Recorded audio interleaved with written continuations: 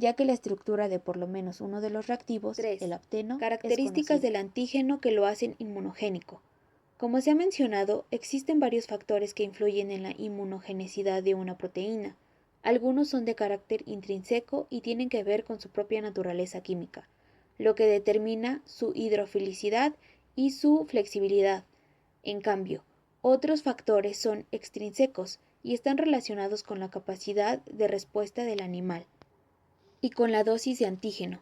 Concentraciones muy pequeñas no producen estimulación de la respuesta inmune y concentraciones muy elevadas pueden inhibirla.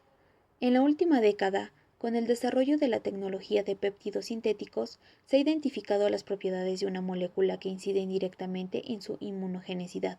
Así, construyen péptidos de un mismo aminoácido, péptidos que combinan las diferentes propiedades de los aminoácidos, elaborados péptidos lineales exclusivamente y ramificados, con la forma D o L de los aminoácidos o con mezclas de ambos. Ha quedado en evidencia que, para la producción de anticuerpos, es determinante la ramificación y arreglo espacial del péptido, la naturaleza levógira L de los aminoácidos y la presencia de aminoácidos con núcleos aromáticos. 3.1. Tamaño. Se sabe que las proteínas de masa molecular superior a 10 kDa son inmunogénicas. Sin embargo, algunas proteínas de menor masa inoculadas con un coadyuvante apropiado inducen la producción de anticuerpos. También ocurre lo inverso, es decir, existen proteínas de elevada masa molecular que no son buenos inmunógenos en el caso de las histonas, las protaminas y la gelatina.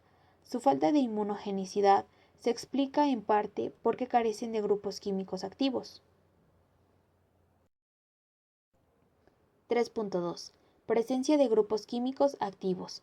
Ha quedado en evidencia que la inmunogenicidad de las proteínas depende de la presencia de ciertos grupos químicos activos, especialmente los de carácter polar. La presencia en la superficie de las proteínas de aminoácidos con residuos aromáticos o con grupos cargados positivos, lisina, o negativos, glutámico y aspartico, contribuye a aumentar su antigenicidad. Otro aminoácido frecuentemente involucrado es tirosina, y un buen ejemplo de la importancia de este aminoácido es la proteína nicrosina, presente en invertebrados.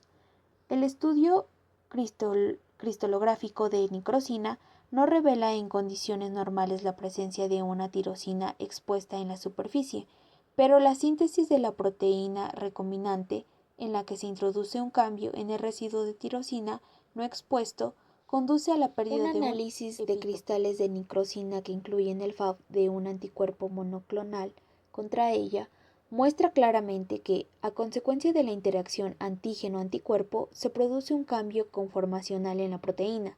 La tirosina emerge a la superficie y participa activamente en la interacción.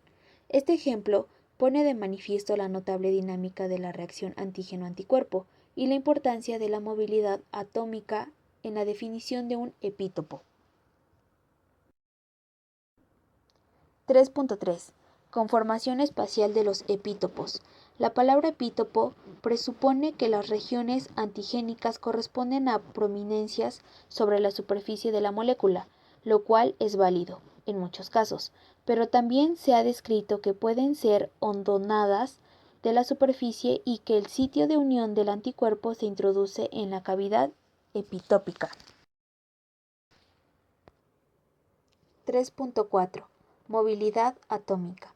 Dado que el repertorio de receptores del sistema inmune humoral es finito y se genera durante el desarrollo embrionario de los vertebrados, antes de la exposición con los antígenos, la posibilidad de que una estructura antigénica se una a algún receptor depende de su capacidad de interactuar con cierta afinidad con un receptor preexistente. Por lo tanto, la flexibilidad de las estructuras antigénicas contribuye a su antigenicidad, ya que les permite adaptarse a receptores preexistentes. Este fenómeno también se observa en las regiones hipervariables de los anticuerpos, que también presentan alta movilidad molecular. 4. Naturaleza química de los antígenos. En general, las proteínas son las moléculas más inmunogénicas y, En orden decreciente le siguen los carbohidratos, los lípidos y los ácidos nucleicos.